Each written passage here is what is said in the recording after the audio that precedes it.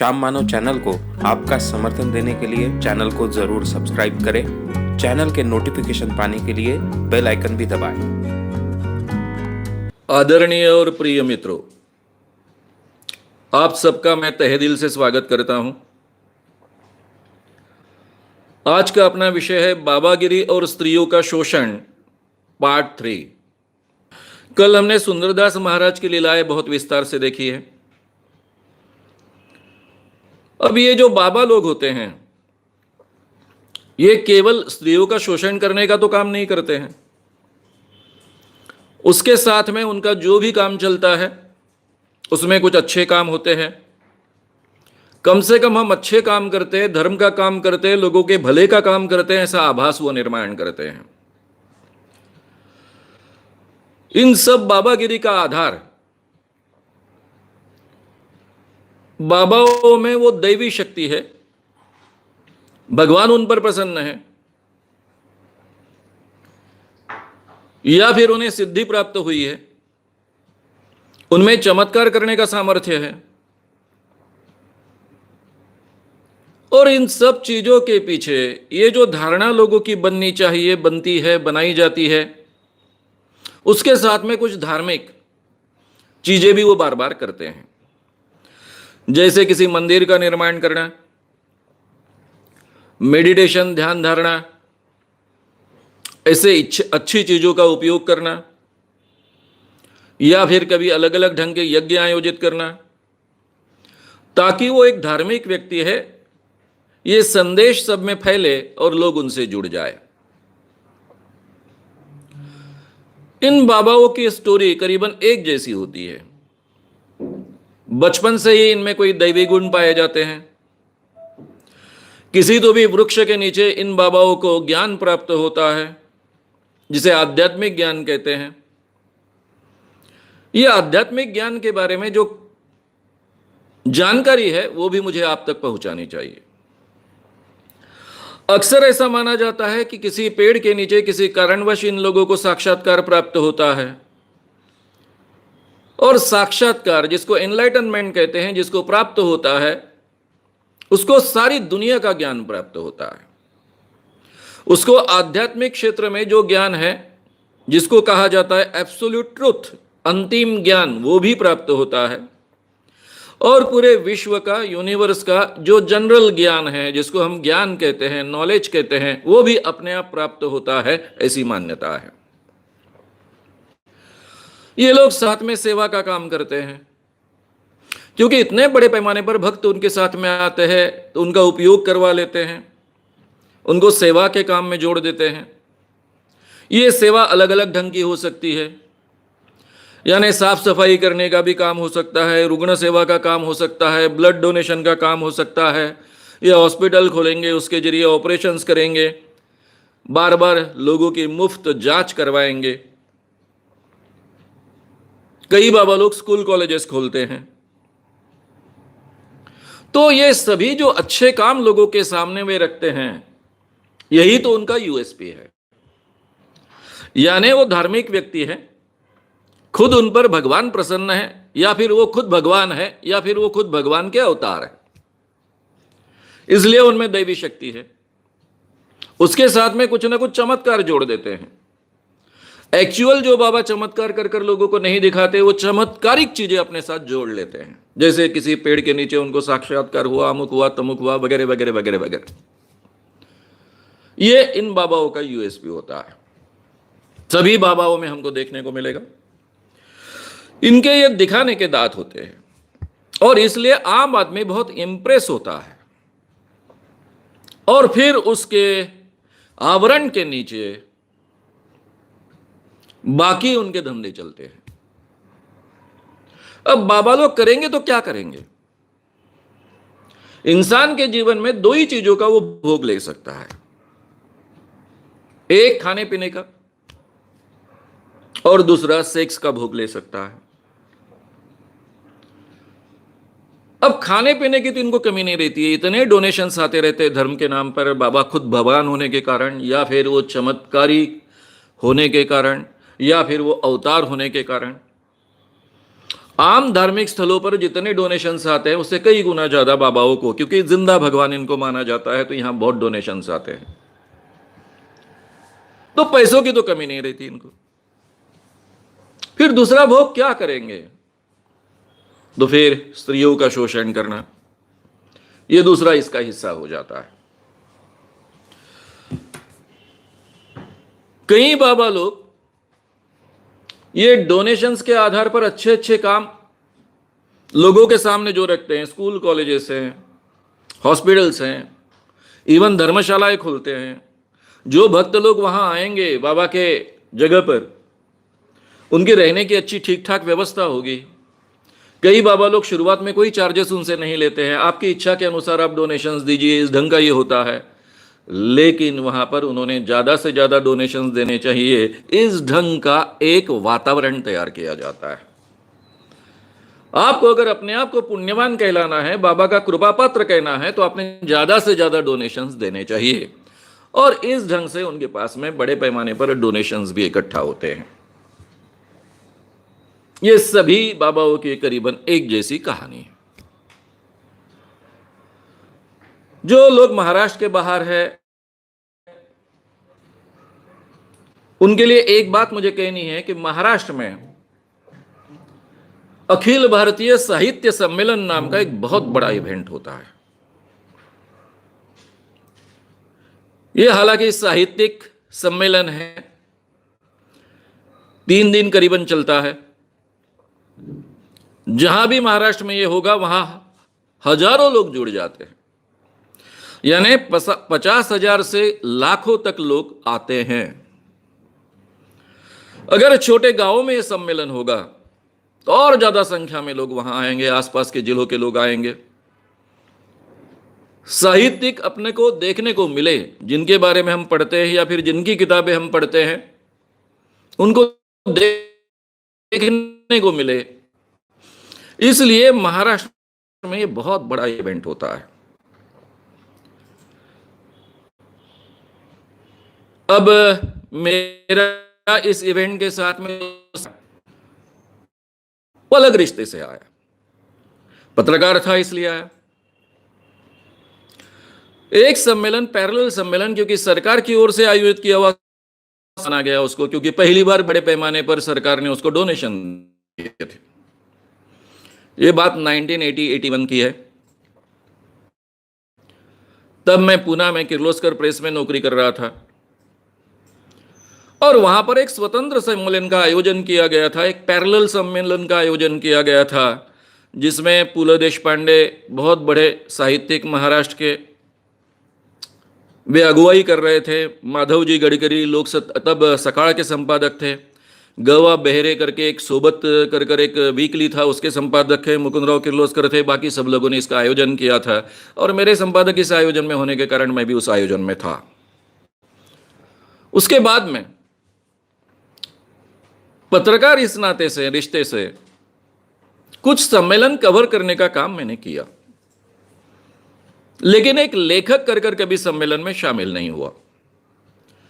वैसे तो 6 किताबें अंधविश्वास इस विषय पर लिखी है, 22 पुस्तिकाएं हैं, 15 साल तक पेपर्स में पर डे 1 या 2 कॉलम लिखते आया हूं। लेकिन इसके बावजूद साहित्यिक लेखक हम अपने आप को नहीं मानते हैं, हम पत्रकार लेखक हैं। लेकिन पिछले वर्ष 2017 में साहित्य सम्मेलन होने वाला था हिवरा के, बुल्ढाना जिले के हिवरा गांव के विवेकानंद आश्रम में। यह शुकदास महाराज का आश्रम।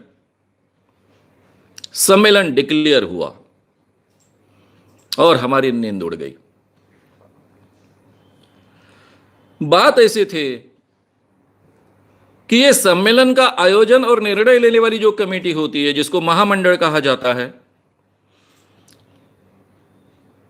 इस साहित्यिक महामंडल के अध्यक्ष मेरे मित्र श्रीपाद भालचंद्र जोशी थे, जो कई सालों से हम अलग अलग सोशल मूवमेंट में साथ में काम करते आए हैं, मेरे अंधश्रद्धा निर्मूलन मूवमेंट में बड़े पैमाने पर उनका सहयोग रहा है, एक प्रोग्रेसिव विचारक रहे हैं।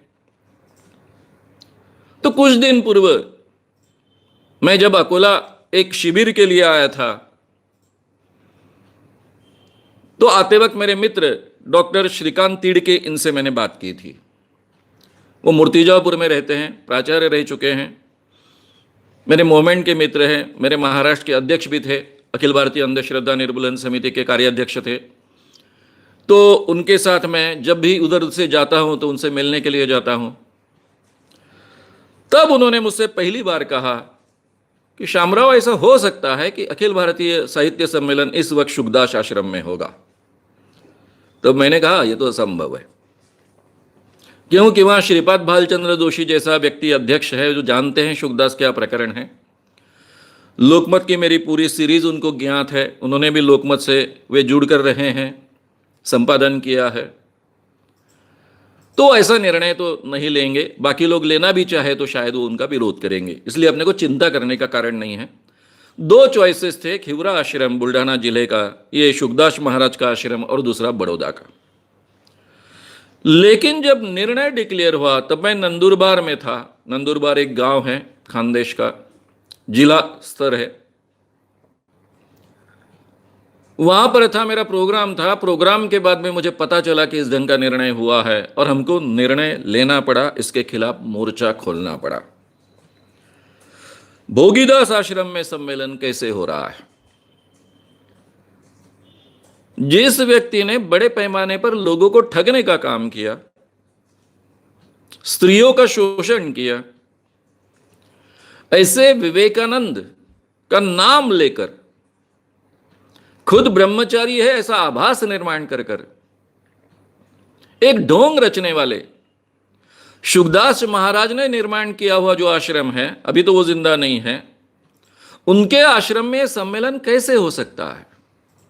बड़े बड़े साहित्यिक वहां जाएंगे, पूरी प्रेस जाएंगे, उनको प्रतिष्ठा दी जाएंगी, और उसकी शुरुआत ऑलरेडी हो चुकी थी। जैसे ही डिक्लेयर हुआ वैसे ही ये छप कर आने लग गया कि ये जो क्षेत्र है, महान महान लोगों के नाम के साथ में शुकदास महाराज का भी नाम उसके साथ में जोड़ा जाता था,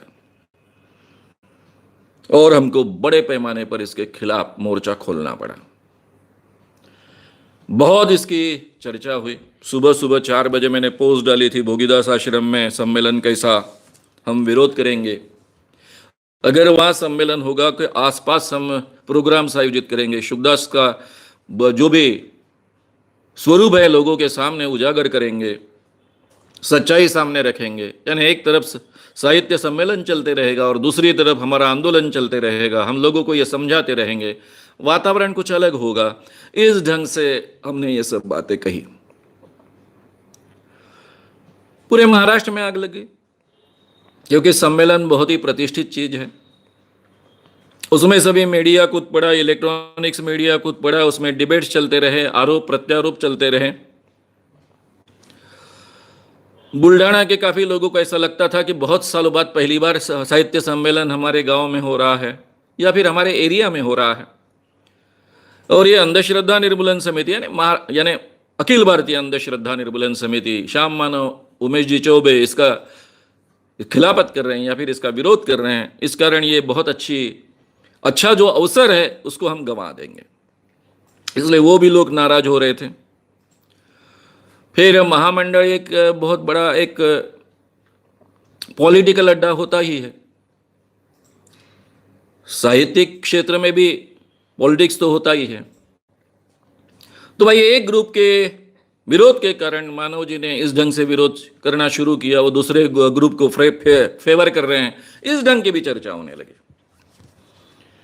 और फिर इन चर्चाओं के बाद में ये सब बातें चलती रही, बड़े पैमाने पर लोगों के सामने ये बातें आती रही। वातावरण ऐसे बनते गया कि अखिल भारतीय साहित्य सम्मेलन जो शुकदास के आश्रम में, जिसका नाम है विवेकानंद जी का नाम लेकर बना हुआ आश्रम, विवेकानंद आश्रम में होने वाला था, वो उनकी ओर से ही रद्द किया गया। यानी उन्होंने लीगली ऐसा बताया कि अभी तक हमको सम्मति पत्र मिला नहीं है, इसलिए हम ही पीछे हट जाते हैं। लेकिन प्रेशर इस ढंग से था कि वहां आंदोलन होता तो बहुत वातावरण अलग होता। हमारी इतनी ताकत तो डेफिनेटली है कि वातावरण हम ऐसा खड़ा कर सकते हैं कि वहां जो भी साहित्यिक पूरे देश से आएंगे, महाराष्ट्र से आएंगे, उनको सम्मेलन में शरीक होने के लिए शर्म महसूस हो, इतना वातावरण तो हम खड़ा कर सकते थे ही। और शायद यही सबको पता था, इसलिए ये सम्मेलन रद्द हुआ। सम्मेलन के इतिहास में एक बार एक जगह डिक्लेयर होने के बाद में ऐसे किसी कारणवश उसका रद्द होना पहली बार शायद हुआ है। सम्मेलन रद्द हुआ, वो बड़ौदा गुजरात में गया। अब सबको तो बड़ौदा में जाकर सम्मेलन अटेंड करना पॉसिबल नहीं है, इसलिए महाराष्ट्र के काफी लोग हम पर गुस्सा भी हुए। खास कर जो प्रकाशक थे, बड़े पैमाने पर साहित्य सम्मेलन में किताबें खरीदी जाती है। 50,000 से 1,00,000 के ऊपर लोग आते हैं, विजिट करते हैं। छोटे गांव में किताबें, इतनी बड़ी पैमाने पर किताबें कभी उपलब्ध नहीं होती हैं, तो बड़े पैमाने पर लोग किताबें खरीदते हैं। प्रकाशक के व्यवसाय की बात थी, इसलिए वे भी गुस्सा हो गए। कई लोगों को लग रहा था कि हम पॉलिटिक्स के कारण इसका विरोध कर रहे हैं, लेकिन एक अच्छी बात थी कि महामंडल में जो लोग थे, आयोजन समिति में जो लोग थे, उनमें से काफी लोग पर्सनली हमें पहचानने वाले थे। वे जानते थे कि हम किसी की सुपारी लेकर काम नहीं कर सकते, पॉलिटिक्स कर काम नहीं कर सकते, और इसीलिए शायद उन्होंने भी इसको अलग ढंग से न लेते हुए यह सम्मेलन रद्द होने दिया, या फिर उन्हीं ने यह निर्णय लिया। फिर भी हमने कहा कि महामंडल ने अगर ये निर्णय लिया होता, हमारे मित्र ने यह निर्णय लिया होता, तो ज़्यादा अच्छा होता। उसको ज़्यादा, यानी सही माने में देखा जाए तो यह निर्णय उन्हीं का होना चाहिए था। लेकिन किसी भी कारणवश ये सम्मेलन नहीं हुआ, यह अच्छी बात हुई। अभी इस साल जनवरी में, इस साल का सम्मेलन यवतमाल में हो रहा है। तो ये शुकदास महाराज के कारण, शुकदास महाराज का आश्रम है, इस कारण हमने क्यों विरोध किया, यह भी मुझे आपके सामने रखना है। एक लड़का जिसका नाम राजाराम बळीराम थोराते पैदा हुआ। उसका दूसरा नाम शुकराम भी था। 4th क्लास तक ये लड़का पढ़ा, बाद में इसने स्कूल छोड़ दी। 17वें साल में, बीच के मैं कुछ हिस्से छोड़ देता हूं, बीच में उसे किसी झाड़ के नीचे कुछ हुआ वगैरह वगैरह, ऐसी काफी बातें उसमें हैं जो हर बाबा के बारे में इस ढंग से लिखा जाता है। ये श्री साप्ताहिक कर एक हमारे यहां बहुत बड़ा साप्ताहिक था, उसमें जो उनका परिचय छपा था, वहां से उठाकर मैं ये बातें आपसे कह रहा हूं। 17वें साल में, कहीं लिखा है 14वें साल में, नागपुर में एक बहुत बड़ा विवेकानंद आश्रम है, रामकृष्ण मिशन का आश्रम है। वहां पर ये गए। उनको विवेकानंद जी की सब शिक्षा प्राप्त करनी थी, ब्रह्मचर्य ग्रहण करना था। इसमें लिखा आध्यात्मिक थे। में पढ़े लिखे लोगों को ही लिया जाता है, इसलिए उनको वहां प्रवेश नहीं मिला। ये फिर निराश होकर वापस आए अपने हिवरा गांव में। वहां आने के बाद में एक वड, मराठी में कहते हैं बरगद का पेड़, ये वड के बरगद के पेड़ के नीचे बैठे थे। तब उनको प्रेरणा मिली और उन्होंने दवाखाना, हॉस्पिटल शुरू किया। इस हॉस्पिटल में शुरुआत में उन्होंने आयुर्वेदिक डॉक्टर्स रखे थे, फिर धीरे धीरे एलोपैथिक डॉक्टर्स आ गए। बड़ी तादाद में लोग आते थे। देहात का एरिया है, थोड़ा सा आदिवासी एरिया भी है। लोगों को दवाइयां मिलती थी, डॉक्टर्स दवाइयां लिख कर देते थे, और शुकदास महाराज हालांकि उस वक्त उनका नाम शुकराम था पहले से। धीरे धीरे लोग उनको शुकदास कहने लग गए या फिर उन्होंने अपने आप को शुकदास कहा और ये उनकी मदद करते थे।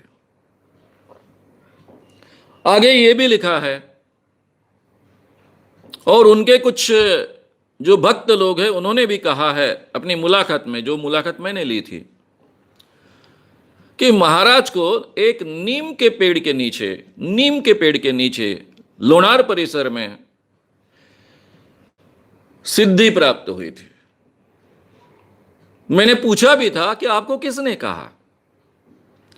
तब उन भक्तों ने कहा कि केवल भक्त नहीं थे, पूरे शुकदास महाराज की यंत्रणा का हिस्सा भी थे। महाराज ने खुद कहा है, यानी एक पेड़ के नीचे, वड़ के नीचे, बरगद के पेड़ के नीचे उनको प्रेरणा मिली और बाद में एक नीम के पेड़ के नीचे उनको सिद्धि प्राप्त हुई। एक दिन किसी कारणवश कोई डॉक्टर नहीं आए। अब महाराज कई दिनों से डॉक्टर के साथ में काम कर रहे थे, उनको काफी दवाइयां याद थी। उन्होंने खुद दवाइयां देना शुरू किया। बाद में जब मैंने उनसे बात की, उनकी मुलाकात ली थी, तब उन्होंने कहा था कि बहुत मेहनत से मैंने इंग्लिश सीखा, क्योंकि चौथी क्लास पास था। बहुत मेहनत से मैंने इंग्लिश सीखा, लिखना सीखा, प्रिस्क्रिप्शन में लिखते गया। महाराज का नाम बहुत होते गया कि एक चौथी क्लास न पढ़ा हुआ, डॉक्टरी का कोई काम आज तक इसने नहीं किया है, पढ़ाई नहीं की है, इसके बावजूद इनको इतना बड़ा दवाई का ज्ञान है। और फिर उन्होंने जगह जगह पर हिवरा आश्रम में विवेकानंद आश्रम शुरू किया, वहां पर जो सक्सेस मिली उसके आधार पर अकोला में, फिर इधर उधर छोटे छोटे गांव में, और बाद में नागपुर में, और उसके बाद में मुंबई में अपना ये दवाखाना का सिस्टम ओपन किया। उनका एक दिन तय होता था, सब लोगों को पता होता था कि अमुक वार को, अमुक दिन शुकदास महाराज यहां आने वाले। लोगों की लंबी कतारें लगती थी। शुकदास महाराज जो चौथी क्लास पास नहीं है, वो दवाइयों का प्रिस्क्रिप्शन लिख देते थे। लोग मार्केट से दवाइयां खरीदते थे और महाराज का बोलबाला जिधर उधर हो रहा था कि जो डॉक्टरों को समझता नहीं वो महाराज को समझता है। यानी बातें इतने तक बढ़ी, जब मैंने इनका इन्वेस्टिगेशन शुरू किया तब नागपुर मेडिकल कॉलेज और नागपुर मेडिकल हॉस्पिटल, ये एशिया का नंबर 2 का मेडिकल हॉस्पिटल है, उसके साथ में मेडिकल कॉलेज जुड़ा हुआ है। वहां मेडिसिन के प्रोफेसर थे वेचलेकर। अब कई डॉक्टर लोग महाराज अच्छा काम कर रहे हैं इसलिए मदद करने को जाते थे। विवेकानंद नाम से सब प्रभावित होते थे, मैं भी प्रभावित था, मैं विवेकानंद जी का फैन हूं।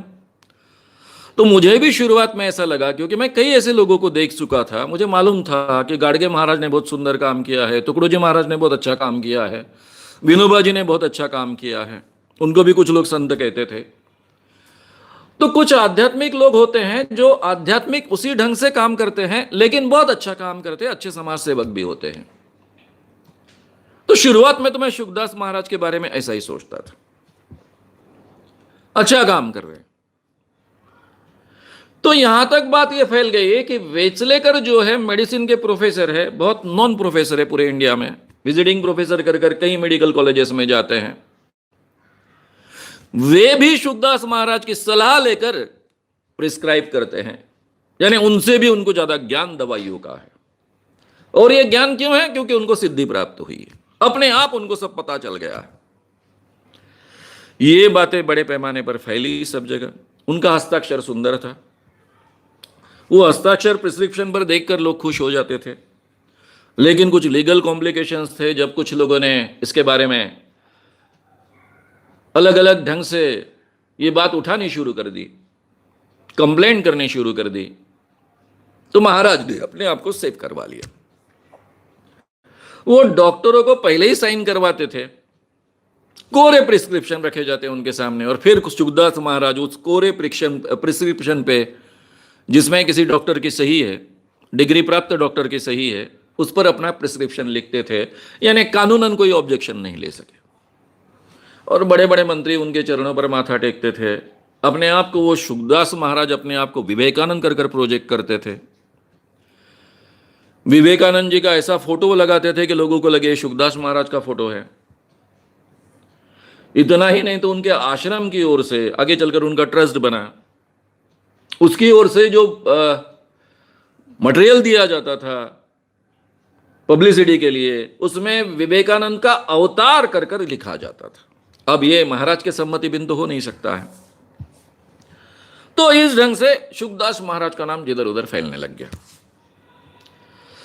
मेरे एक मित्र जो हम साथ में यवतमाल में काम कर रहे थे और वो पत्रकार बने, और उसके बाद में मैं भी पत्रकार बना, तरुण भारत में दोनों। वो एक बार मेरे साथ बहुत झगड़े।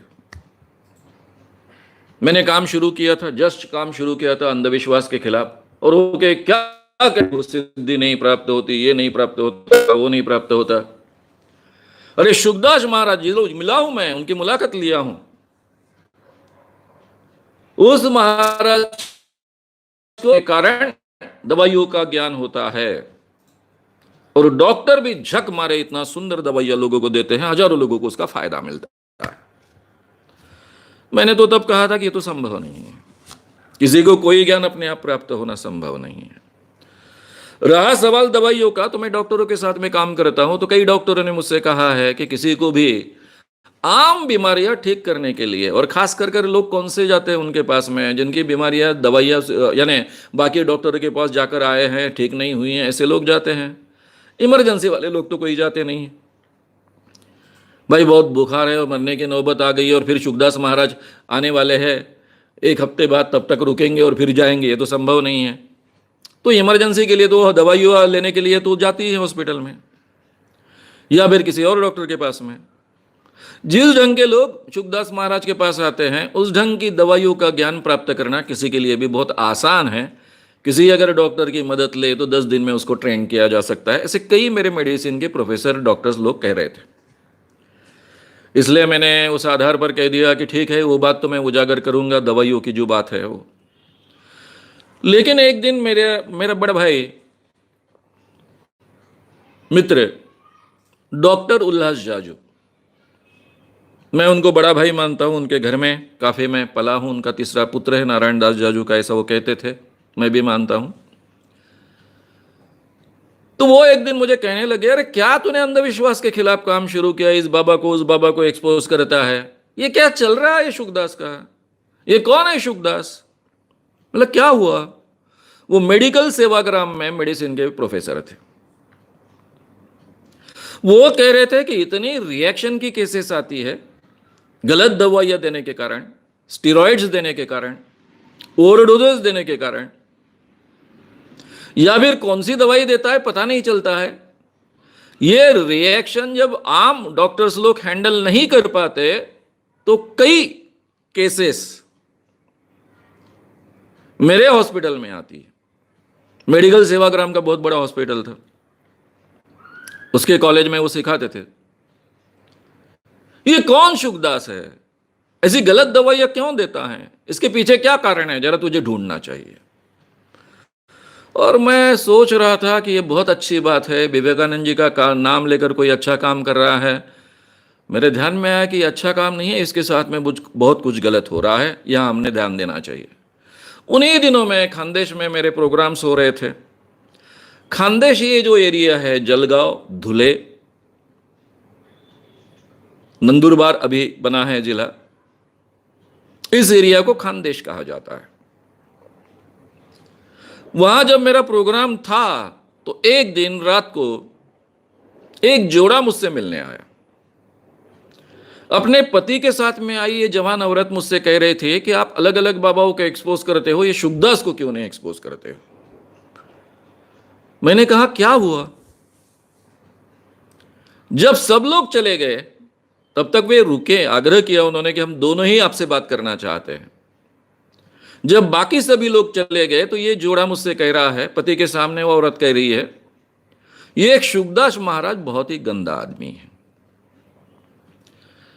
ये बहुत बड़े डॉक्टर है, इनके पास में सब बीमारियां ठीक होती है, इसलिए मैं गई थी। जाने के बाद में उन्होंने मेरे साथ में बहुत गंदा व्यवहार किया।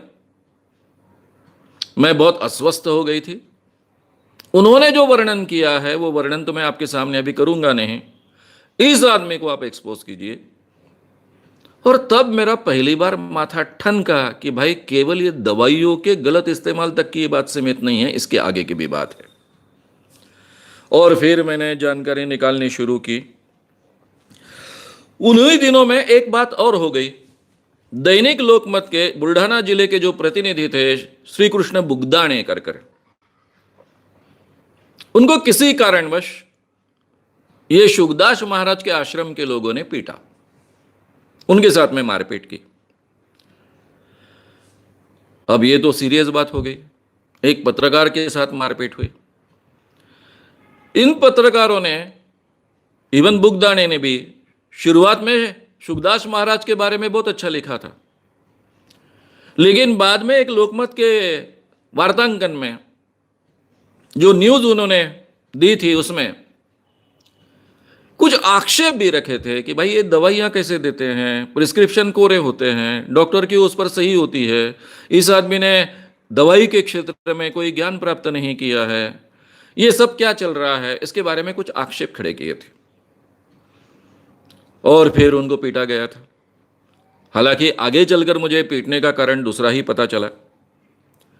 अब मैं लोकमत की ओर से पूरे महाराष्ट्र में घूमता था। खानदेश और विदर्भ दो एरिया में मैं लोकमत से जुड़ा हुआ था।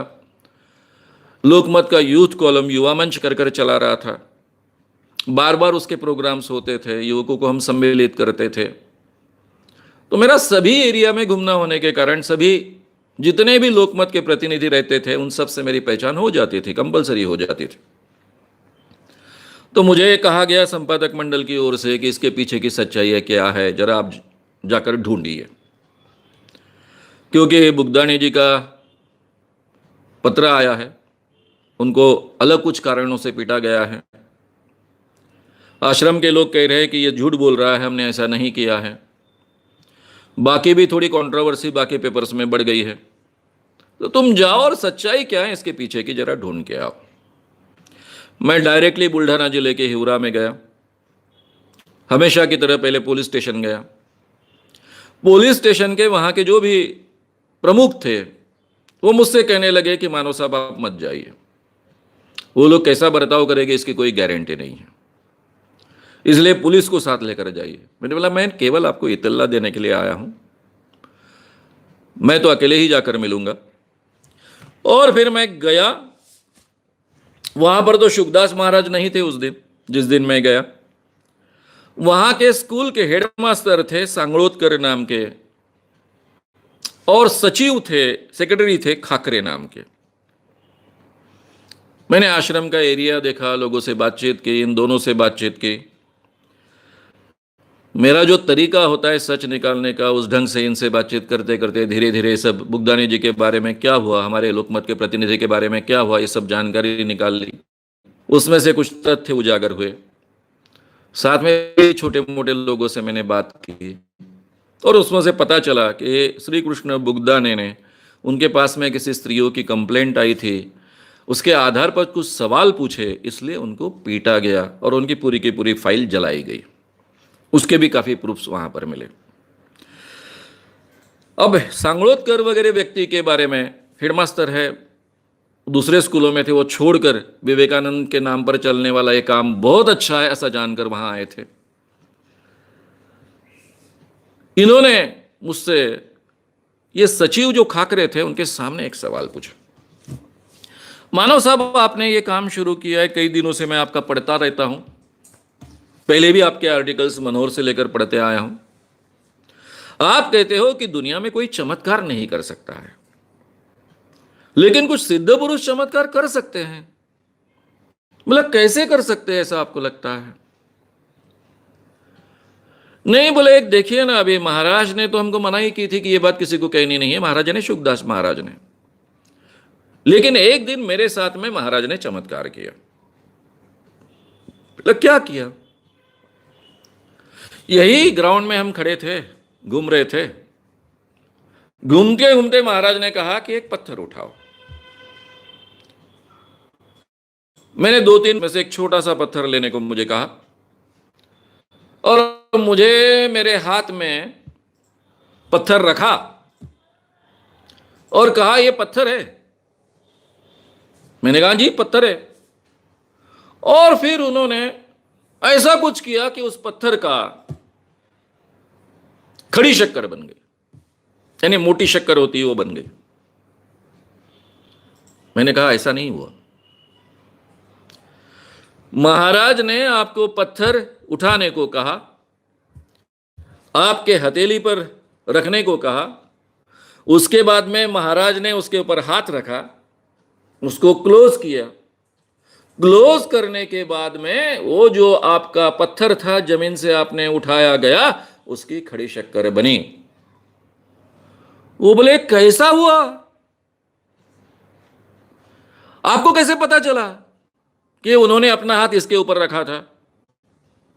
आप तो थे नहीं वो, आपने किसी से सुना? मैंने बोला मैं सुन रहा हूं कि शुकदास महाराज इस ढंग से चमत्कार करते हैं, लेकिन इसके भी नहीं ये हाँ, थोड़ा यूट्यूब रुका था इसलिए मैं रुका।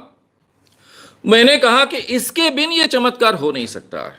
ये सिंपल ट्रिक है, मैंने उनको कर कर बताई कि हाथ पर पत्थर रखा जाता है, यहां पर एक पत्थर छुपाया जाता है, यहां पत्थर रख दिया, यहां पर खड़ी शक्कर रखी गई।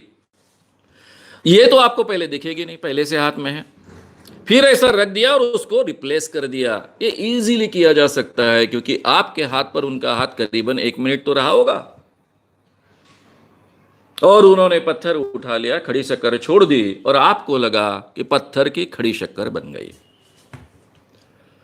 वो अवाक रह गए, बहुत डिस्टर्ब हो गए, क्योंकि मैंने वो एक्चुअली कर कर बताया था उनको, वहां पर उसी ढंग से कर कर बताया था। वो एकदम से कि महाराज ने हमारे साथ ठगी की। ये अनुभव कहते वक्त खाकरे जो सचिव थे वो बार बार उनसे कह रहे थे कि ऐसे अनुभव नहीं कहने चाहिए, नहीं कहने। बहुत ही प्रामाणिक व्यक्ति होने के कारण, श्रद्धावान होने के कारण मेरे सामने उन्होंने ये बात रखी। तब मेरे ध्यान में आया कि खाकरे शायद उन्मार है, शुकदास महाराज के हिस्सेदार इन पता। फिर धीरे धीरे मैंने काफी जानकारी इकट्ठा की। वे जहां पर लोगों को दवाइयां देते थे वहां पर मेरे कार्यकर्ता भेजे जानकारी निकालने के लिए। उसमें से गजानन वानखेड़े, मोहन तायड़े, ये खामगांव और नांदुरा परिसर के कार्यकर्ता गए थे। अब मेरे कार्यकर्ता कभी किसी के पैर में माथा तो टेकते नहीं है।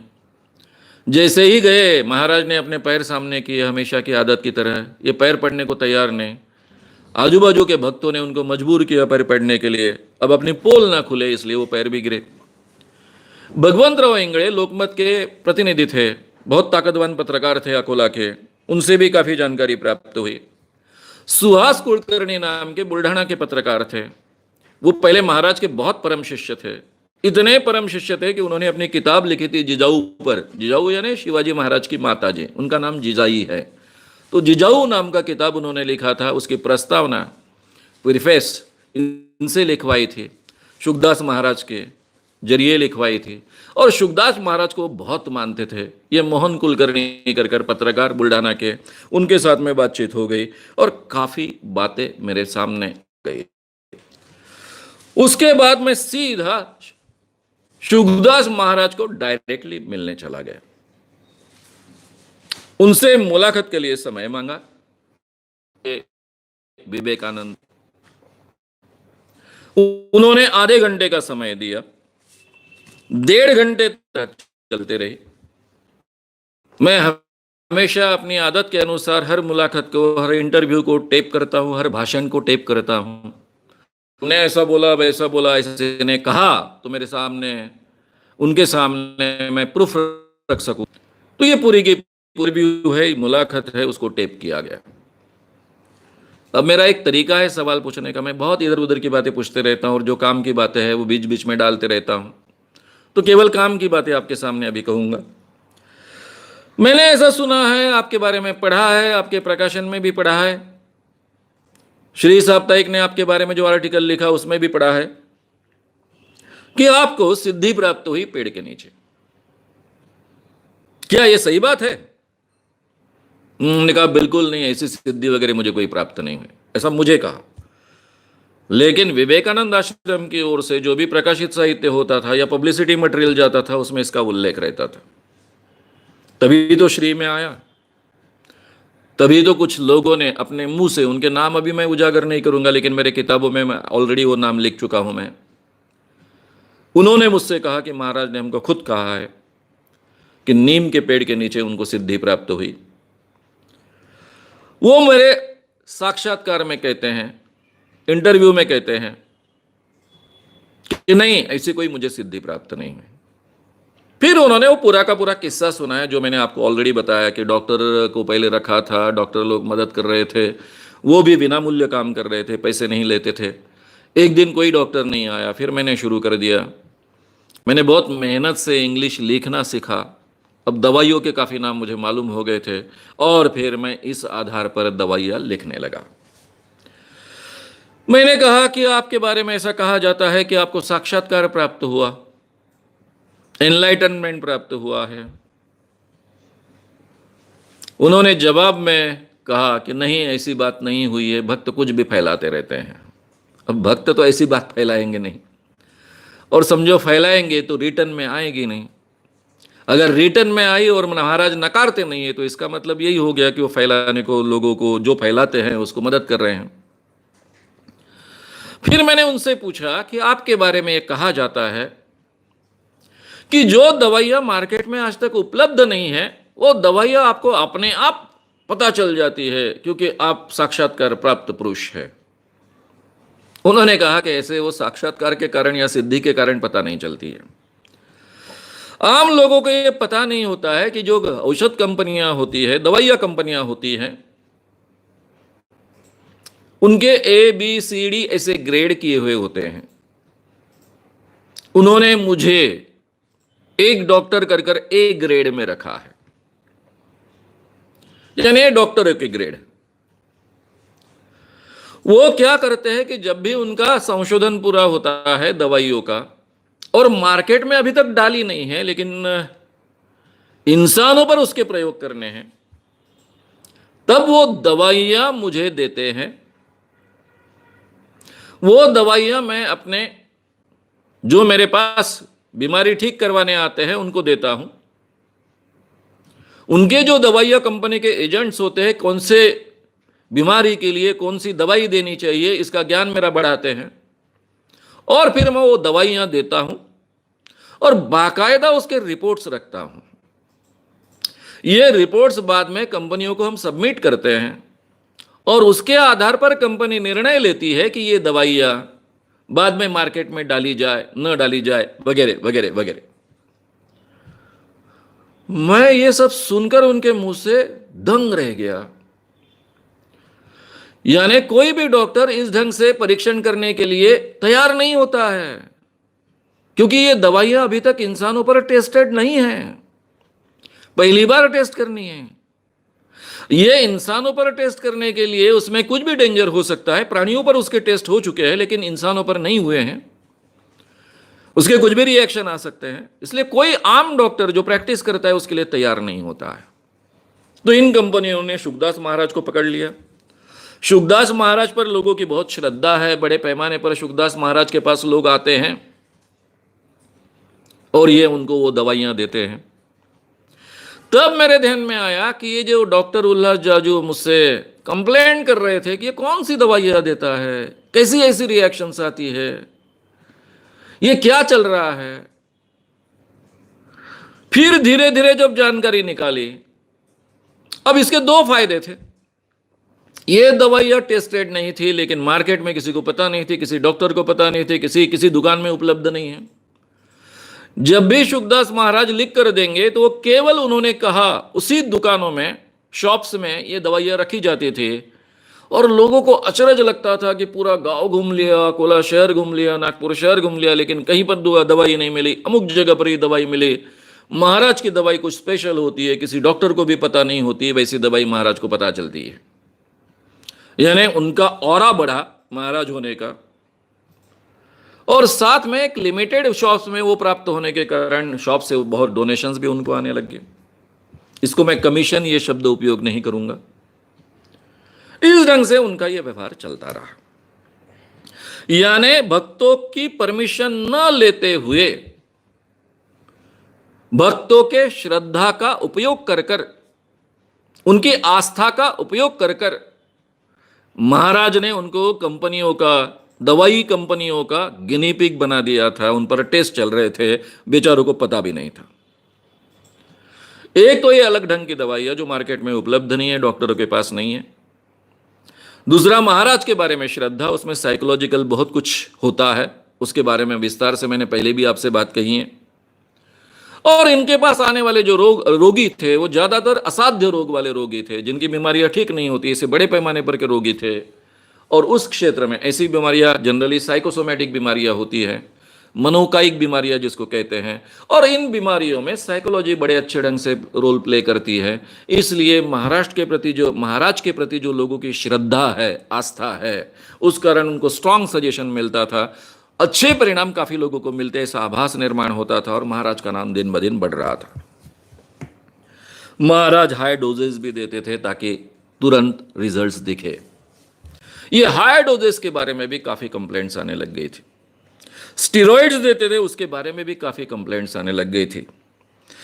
यानी महाराज का जो दूसरा हिस्सा है जो बहुत डेंजरस है, वो मैंने बहुत विस्तार से आपके सामने इसलिए रखा कि एक उस विषय का ज्ञान न होने वाला आदमी अगर उस ढंग से उसका उपयोग करना चाहे तो वो कितना बड़ा समाज का नुकसान कर सकता है, और हमारी दवाई कंपनियां उसका कैसे उपयोग करवा ले सकती है, और उसके आधार पर उसकी बाबागिरी भी कैसे बढ़ती है। इसका यह संयोग इस शुकदास महाराज के कारण देखने को मिला। और फिर अभी मैं अपने खास विषय पर आता हूं। शुकदास महाराज के बारे में इधर उधर से काफी कंप्लेंट जो आने लग गई, उसमें औरतों की कंप्लेंट्स आने लग गई। अब शुकदास महाराज विवेकानंद जी का अवतार है, अपने आप को उस ढंग से प्रोजेक्ट कर रहे हैं। इतना ही नहीं तो उस आश्रम का जो ट्रस्ट जो था, उस ट्रस्ट में एक क्लॉज था कि जो भी इस ट्रस्ट का प्रमुख रहेगा वो ब्रह्मचारी होना चाहिए। ये क्लॉज था और उनको ब्रह्मचारी माना जाता था।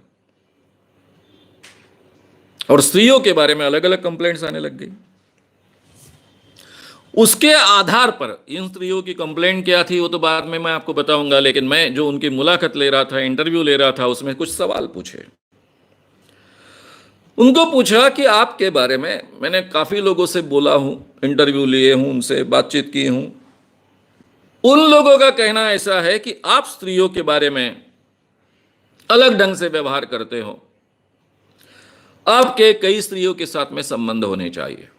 इसके बारे में आपका क्या कहना है? आप तो ब्रह्मचारी है ऐसा कहते हो। उन्होंने कहा यह आरोप तो झूठे हैं। अब मेरा तो हजारों स्त्रियों के साथ में संबंध आता है, पेशेंट कर कर, भक्त कर कर। अब समझिए, मेरे अगर कई स्त्रियों के साथ में संबंध होते तो एक आधी स्त्री तो प्रेग्नेंट होती। हुई क्या आज तक एक भी स्त्री प्रेग्नेंट? मैं दंग रह गया। ये आदमी डॉक्टरों को जो दवाइयां मालूम नहीं वो एडमिनिस्टर करता है, प्रिस्क्रिप्शन में लिखता है। कई डॉक्टर्स इसके साथ में काम करते हैं, इसके हाथ के नीचे काम करते हैं, और ये कह रहा है कि एक भी स्त्री प्रेग्नेंट नहीं है, इसका मतलब मेरा किसी के साथ में संबंध नहीं है। अरे भाई, वो प्रेग्नेंट ना बने इसके लिए तो आप पूरी तरह से खबरदारी ले सकते हो, केयर ले सकते हो। दूसरा सवाल मैंने उनसे पूछा कि आप के बारे में कुछ स्त्रियों ने आरोप किए हैं कि उनका हाथ आपने पकड़ा। वो बोले एक हाथ दो स्त्री के नहीं, मैंने करीबन अभी तक 75,000 के ऊपर स्त्रियों के हाथ पकड़े हैं उनको जांचने के लिए। केवल हाथ पकड़े नहीं है, उनके छाती पर भी हाथ रखे हैं, और उन्होंने मुझे एक्शन कर कर बताई कि स्टेथोस्कोप लगाने के लिए। अब मुझे कुछ स्त्रियों ने जो आरोप किए थे, जो मैंने ऑलरेडी रिकॉर्ड किए, टेप रिकॉर्ड किए थे, उसमें उन्होंने कहा था कि ये महाराज इतना नम्री है, कोई भी डॉक्टर स्टेथोस्कोप पकड़ता है तो पीछे में उंगलियां लगाता है और स्टेथोस्कोप का जो हिस्सा होता है वो छाती पर लगाता है। ये इस ढंग से स्टेथोस्कोप पकड़ता है ताकि इसकी उंगलियां छाती को लगे। ये तो कंप्लेंट्स पहले से की थी, इसीलिए मैंने ये सवाल पूछा था। और ये महाराष्ट्र तो एक्शन कर कर बता रहा है कि मैं खुद ऐसा छाती पर हाथ लगता हूं। मैं दंग रह गया। हाँ, स्टेथोस्कोप से जांचने के लिए हाथ लगाता हूं। बाद में कई आरोप आपके ऊपर आरोप कर रहे हैं, कई भक्त, उनके माता पिता भी आप पर आरोप कर रहे हैं कि आपके उनके बेटियों के साथ में संबंध रहे हैं। तब उन्होंने जवाब में कहा कि यह सब कुछ करा धरा भरत काळे नाम के ड्राइवर का है, उसी ने यह सब बातें फैलाई है। उसके कुछ ऑल्टरनेटिव मोटिव थे, अल्टेरियर मोटिव्स थे, और इस कारण वो ये कर रहा है। बोला ठीक है, भरत काळे को छोड़ दीजिए आप, लेकिन आपके ही भक्त लोग जो कई सालों से आपके साथ में जुड़े हुए हैं, काम कर रहे हैं, आश्रम में काम कर रहे हैं, आपके सेवा काम में लगे हुए हैं, बड़े पैमाने पर डोनेशंस जो इकट्ठा करते हैं, खुद डोनेशंस देते हैं, ऐसे कुछ भक्त लोग आरोप कर रहे हैं आप पर कि उनके बेटियों के साथ में आपने संबंध रखे। इसके बारे में आप क्या करेंगे, कहेंगे? इन लोगों ने मुझे अपशकुन करने के लिए अपना नाक काट लिया, यह उनका आरोप था। फिर भी मेरा सवाल कायम था, भाई ये लोग आप पर आरोप कर रहे हैं, बदनामी तो उनकी हो रही है, उनके बेटियों की हो रही है, वो इतनी बड़ी रिस्क कैसे लेंगे? तो उनका जवाब था यही, केवल मेरे को बदनाम करने के लिए, मुझे अपशकुन करने के लिए सब कुछ वो कर रहे हैं। और डेढ़ घंटा तक उनका इंटरव्यू चलता रहा। मैंने पहले ही कहा कि मेरा इंटरव्यू का स्टाइल बहुत अलग होता है बाबाओं के साथ में। मैं इधर उधर की बहुत बातें करता हूँ, उनको खुलने देता हूँ, अपनी बात बाहर बोलने के लिए प्रवृत्त कराता हूँ। तो बोलते बोलते उन्होंने मुझसे कहा कि ये तुम बुआबाजी के खिलाफ काम करते हो, बहुत अच्छा है। शुरुआत उससे हुई थी, वो मैं डेलिबरेटली आपको आखिरी में कह रहा हूं। जाते ही जैसे मैं उनसे मिलने गया, उन्होंने पहले कहा कि मैं आपके आर्टिकल्स पढ़ते रहता हूं, आप बहुत अच्छा काम करते हो, अंधविश्वास के खिलाफ काम करना ये बहुत बड़ा योगदान है आपका देश के लिए, और मैं आपके काम के साथ में, मैं सुनता हूं आपके बारे में, देखता हूं, कई लोगों से जानता हूं कि आप गांव गांव घूमते हो, एसटी से जाते हो, महाराष्ट्र स्टेट ट्रांसपोर्ट की बस से जाते हो, बहुत दिक्कतें आती है। तो मैं चाहता हूं कि मेरा भी आपके काम में कुछ योगदान हो। मेरे पास एक इंपोर्टेड कार है, मैं ये कार आपकी सेवा में देना चाहता हूं। ड्राइवर का खर्चा आश्रम करेगा, कार के पेट्रोल का खर्चा आश्रम करेगा। आप इस कार का उपयोग कीजिए और अपना काम बहुत अच्छे ढंग से कीजिए। ये डायरेक्टली ऑफर थी। अब वो मुझे तो ब्राइब का तो ऑफर नहीं कर सकते थे कि इतने लाख रुपए तुमको दूंगा वगैरह वगैरह, इम्पॉसिबल था। मेरी प्रतिमा ही वैसी थी कि कोई ऐसी हिम्मत ही ना करे। लेकिन ये अलग ढंग की ब्राइब थी। अगर मैं इस बाबा को एक्सपोज करने नहीं आता, शायद विवेकानंद जी का ही काम ये व्यक्ति करता है, ऐसी मेरी धारणा थी, और वो कायम रहती, और ये ऑफर उन्होंने दी होती तो मेरा काम बढ़ाने के लिए शायद मैं ये ऑफर स्वीकारता भी, क्योंकि खर्चा वही करने वाले हैं, उन्हीं का ड्राइवर रहने वाला है, पेट्रोल डीजल वही डालने वाले हैं, केवल मेरा काम बढ़ेगा, इसलिए शायद स्वीकारता भी। लेकिन जब मैं इस बाबा को एक्सपोज करने आया हूं, ये उसको मालूम है मेरा काम ही बाबाओं को एक्सपोज करना है, उसके साथ में ये ऑफर देता है, तो इसका मतलब क्या होता है? कहने की जरूरत नहीं कि मैंने सीधा शुरुआत में ही इसको नकार दिया। बाद में मेरे आर्टिकल में भी ये बात मैंने लिखी, शुरुआत ही उससे की। तो बोलते बोलते बुआबाजी इस विषय पर वो बोले, उन्होंने एक बहुत सुंदर व्याख्या मुझे प्रोवाइड की। उन्होंने कहा कि जो बुवा जेव्हा बाजीवर जातो त्याला बुवाबाजी असं म्हणतात। अब ये मराठी में उन्होंने कहा है, बाज ये शब्द खास वराडी शब्द है। बाज यानी कॉट, बुआ यानी बाबा। जो बाबा कॉट पर ले जाता है वो बुआबाजी है, यानी सही माने में स्त्रियों का शोषण करता है, वो सही माने में बुआबाजी है, ऐसा उन्होंने कहा था। यह व्याख्या उन्होंने ही सप्लाई की हुई व्याख्या है, डेफिनेशन है। अब ये सब की सब चीजें जो हैं कैसी बाहर आई? अब मेरा कुछ इन्वेस्टिगेशन रहा है, बाकी लोगों का भी बहुत इन्वेस्टिगेशन रहा है, उनको क्रेडिट देना चाहिए। इसमें काफी जो योगदान रहा है दो व्यक्तियों का रहा है, एक भरत काळे नाम के ड्राइवर का और दूसरा सुहास कुलकर्णी नाम के पत्रकार का। मैंने पहले ही कहा कि ये सुहास कुलकर्णी नाम के बुल्ढाना के पत्रकार थे, आरएसएस विचारधारा के थे। ये शुकदास महाराज के बहुत भक्त थे, उनके आश्रम के हर काम में हिस्सा लेते थे। यह भी मैंने आपसे कहा कि उनकी जो किताब थी जिजाऊ, उसकी प्रस्तावना भी शुकदास महाराज की उन्होंने ली थी। एक बार सुहास कुलकर्णी आश्रम जा रहे थे, तब आश्रम के गेट के बाहर एक औरत शुकदास महाराज को बहुत गालियां दे रही थी और वर्णन कर कर बता रहे थे कि शुकदास महाराज ने उसके साथ में कैसा गलत व्यवहार किया। दूसरा इंसिडेंस हुआ जिसके बारे में काफी चर्चा हुई अकोला में। यह अकोला की घटना है। एक रिक्शा वाला था जिसका नाम मैंने किताब में लिखा है लेकिन अभी नहीं लूंगा।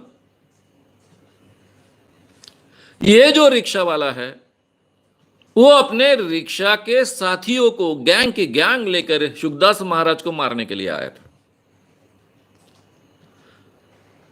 और तब एक बहुत बड़े अकोला के लीडर, जो पॉलिटिकल लीडर थे,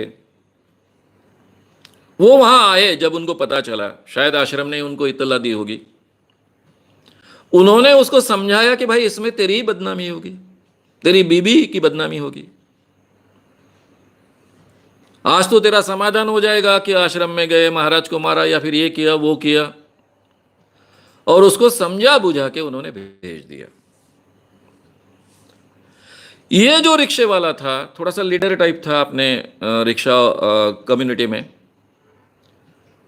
तो ये लेकिन एक काम करता था कि जो भी स्त्री भक्त को आश्रम पहुंचाता था उनको समझाता था कि जरा संभल के रहिए, मेरे बीबी के साथ में इन्होंने बहुत गलत व्यवहार किया। मुझे दो स्त्रियों ने रिपोर्टिंग किया था कि ऐसा ऐसा वो रिक्शे वाला कहता है।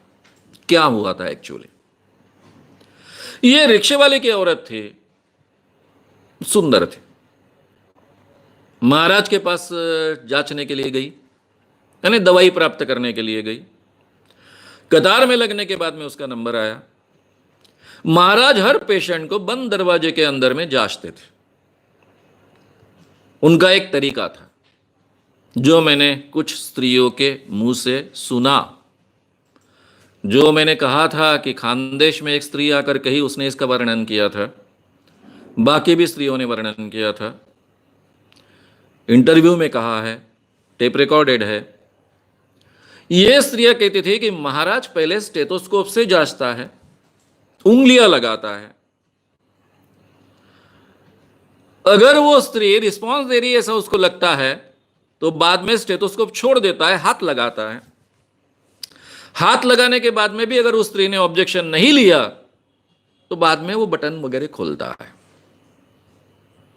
और फिर वो स्त्री उसको वश होती है ऐसा मानकर आगे का, वहां के वहां नहीं, बाद में और समय में उसको बुलाता है वगैरह वगैरह। ऐसी बातें मैंने सुनी।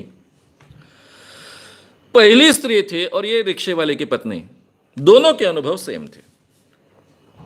दोनों को ऐसा लगा कि इतना बड़ा महाराज है, विवेकानंद जी का अवतार है, इतना हमने सुना इसके बारे में, सिद्धि प्राप्त व्यक्ति है, शायद स्टेथोस्कोप से जो हाथ लगा रहा है तो ये तरीका होगा जांचने का। अब छाती में गांठ भी हो सकती है, स्तनों में, शायद उसको जांचने की कोशिश कर रहा है, इसलिए हाथ लगाने के बाद भी उनको कोई बहुत बड़ा ऑब्जेक्शनेबल नहीं लगता था। क्योंकि उन दिनों इसके बारे में काफी चर्चा होती थी कि स्त्रियों के स्तनों में कैंसर होता है वगैरह वगैरह वगैरह, शायद इसलिए जांच रहा है। ये मुझे दोनों स्त्रियों ने कहा, वो रिक्शे वाले के पत्नी ने भी कहा। और फिर इसने जैसे ही ब्लाउज खोलना शुरू किया इस रिक्शे वाले के पत्नी के, वो दूसरी स्त्री ने तो पहले ही विरोध कर दिया, बाहर आई, गुस्सा हो गई और मुझके आकर कई दिनों बाद मुझसे कहा। ये तो मैंने अनुभव आपको बताया। लेकिन ये रिक्शे वाले की स्त्री वैसी नहीं थी। जैसे ही उन्होंने ब्लाउज खोला, बहुत गुस्से से वो बाहर आई, अपना जिसको पदर कहते हैं, पल्लू, वो पल्लू खींच लिया, लेकिन अंदर से बटन्स खुले हुए थे। जोर जोर से चिल्लाने लग गई। फिर उसको भान आया, फिर वो संभली, अपने पति को जाकर उसने कहा, और पति तो गुस्से में तिलमिलाकर अपने साथियों को लेकर मारने के लिए आ रहा था। अब ये बातें मैंने आपके सामने रखी हैं। ये तो हो गए बाकी लोगों के अनुभव, यानी भक्तों के अनुभव जो पेशेंट कर कर जाते थे। ऐसे काफ़ी अनुभव है, कम ज़्यादा है, इसलिए उसको ज़्यादा महत्व देकर आपके सामने नहीं रख रहा हूं मैं। जो सेविका थी उनमें काफ़ी जवान लड़कियां थी, और ये भक्तों की लड़कियां थी। उनका जो रिपोर्टिंग है, जिनके टेप रिकॉर्डेड इंटरव्यूज है, मैंने खुद बात की है। केवल उनको उजागर नहीं करना था, क्योंकि ये जवान लड़कियां थी, उनके जीवन का पूरा हिस्सा था, आगे का जीवन।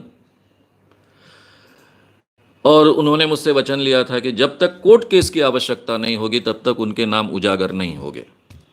और मैंने उनसे वचन लिया था कि मैं आपके नाम कभी बाहर नहीं आने दूंगा मेरी ओर से, या मेरी कोई भी यंत्रणा की ओर से, चाहे मेरा संगठन हो, चाहे मेरी पत्रकारिता हो। लेकिन जब कोर्ट में केस जाएगी तो आपको साक्ष्य देने के लिए आना पड़ेगा। उन्होंने कहा जब कोर्ट में केस आएगी तब तो डेफिनेटली हम आएंगे। करीबन 6 स्त्रियां, उसमें एक विवाहित, 5 भक्तों की ही लड़कियां, ये महाराज की सेवा में लगी रहती थी। फिर धीरे धीरे महाराज ने उनसे कहा कि आपको मालूम है क्या, मैं गए जन्म में, यानी विवेकानंद था, उसके पहले क्या मेरा अवतार था, भगवान कृष्ण का अवतार था, और तुम राधा थी। उस जन्म में हमारे संबंध थे। अब उस जन्म में संबंध है तो इस जन्म में संबंध होने के लिए क्या प्रॉब्लम है। महाराज वैसे थोड़े बहुत तो हैंडसम थे ही, फिर उनके पीछे का बड़ा ऑरा, हजारों लोग उनको मानते हैं, बड़े बड़े मंत्री उनके पैरों पर माथा टेकने के लिए आते हैं, पॉलिटिकल लीडर्स आते हैं। ऐसे महाराज हमारे साथ में, हम उनकी राधा है, हमारे साथ में संबंध रख रहे हैं, ये उनके लिए अभिमान का विषय था। और धीरे धीरे ये संख्या बढ़ते गई, वहां पर 6, बाकी फिर हिवरा आश्रम में कुछ और, फिर अकोला आश्रम की तो बात मैंने कह दी आपको, फिर बाकी आश्रम में कुछ और, ऐसा वो चलता रहा। इसके बारे में शक आया भरत काळे इस ड्राइवर को, जो एसी का झरोका होता है उसमें से उसने पहली बार देखा। उसको महाराज के बारे में बहुत आदर था, और इन लोगों के फैमिली के साथ में वो जुड़ा हुआ था। नेचुरली कई सालों से वो फैमिलीज उनके साथ में काम कर रही थी, महाराज के साथ में। ये रात दिन रहने वाला उनके साथ का ड्राइवर, उसको बहुत बुरा लगा कि इतने अच्छे अच्छे घर की लड़कियों को इस ढंग से महाराज भोग रहा है। इसलिए उसने उन लड़कियों से ये बात गलत कैसी है ये समझाने की कोशिश की, और अपने माता पिता को कहो ये आग्रह रखा, और उसमें से धीरे धीरे ये बातें बाहर आ गई। जब ये बातें बाहर आ गई, उसमें और एक किस्सा है जो पहले कह देता हूं और बाद में इस चीज पर आता हूं। उनके स्कूल में एक संगीत शिक्षिका अपॉइंटमेंट हुआ उसका। महाराज का दिल उस पर आ गया। महाराज ने उसके साथ में जिस ढंग से बाकी स्त्रियों के साथ में वो व्यवहार करते हैं, पेशेंट से तो थोड़ा अलग व्यवहार करते हैं, लेकिन जो हमेशा उनकी सेवा में आने वाली स्त्रियां होती है, अब ये स्कूल के साथ में जुड़ी हुई संगीत शिक्षिका है तो नेचुरली उनके साथ भी जुड़ गई। उन्होंने अलग व्यवहार करने की कोशिश की। इस संगीत शिक्षिका को ये पसंद नहीं आया। उसने वहां तो उसका विरोध किया ही, लेकिन दादा साहब सातपुते, ये शुकदास महाराज के साथ में जुड़े हुए बहुत ही प्रतिष्ठित आदमी थे, उनसे जाकर वो कहने लगे कि क्या आदमी है ये, कैसा स्त्रियों के साथ में व्यवहार करता है, आप उसका ब्रह्मचर्य तुड़वा दो और शादी करवा दो, बाकी स्त्रियां तो भी बचेगी। दादा साहब अवाक रह गए, बहुत प्रतिष्ठित व्यक्ति है, लोग उनको बहुत मानते हैं, लेकिन महाराज के भक्त हैं। थोड़ी ही देर बाद 3 लड़कियां, ये जो लड़कियां इन्वॉल्व थी महाराज के साथ में, वो उनको समझाने आई। किसको? इस संगीत शिक्षिका को। और उससे कहने लग गई कि महाराज भगवान कृष्ण हैं, उनके साथ में संबंध रखना ये पुण्य का काम है, इसमें कोई पाप नहीं है, कुछ गलत नहीं है, तुम्हारे जीवन का भला हो जाएगा, केवल इसी जन्म का नहीं, आगे के जन्मों का भी भला हो जाएगा। वो संगीत शिक्षिका कह रही थी कि इस ढंग से उन्होंने मुझे पटाने की कोशिश की लड़कियों ने। उसके बाद में उसने वो पूरा एरिया छोड़कर, नौकरी छोड़कर वहां से चली गई। जब इसकी एक बहन, ये जो लड़कियां इन्वॉल्व हुई थी महाराज के साथ में, जवान लड़कियां थी सब, शादी उनकी हुई नहीं थी। इन लड़कियों में से एक बहन जिसकी शादी हो चुकी थी, उसकी फैमिली बहुत महाराज की सेवा करती थी, डोनेशंस देती थी, क्या क्या करती थी। उन्होंने आकर कहा कि महाराज तुमने ये क्या किया, हम आपको इतना मानते हैं, आपकी इतनी श्रद्धा करते हैं, तो हमारे घर के लड़कियों के साथ में आपने ऐसा बर्ताव किया। महाराज ने उनको जो जवाब दिया, उनके मुंह से रिकॉर्ड कर कर मैंने रखा और बाद में किताब में छापा। वो जवाब ये था कि ये सब जो जवान लड़कियां थी ये बहक जाती, मराठी में इसको कहते हैं पाय घसरने, ये बहक जाती, कोई भी जवान लड़कों से संबंध रखती, उनको शांत करने का काम मैंने किया है और उनको बचाया है। यानी खुद भोगने का ये नया बचाने का तरीका पहली बार पता चल गया। एक ब्रह्मचारी आदमी क्या कर रहा है, बचाने के लिए उनको भोग रहा है। कहां से बचा रहा है? ताकि और कोई उनको भोगे ना, इससे बचाने के लिए। ये तो अफलातून तरीका है। यही बात सुंदरदास महाराज ने कही।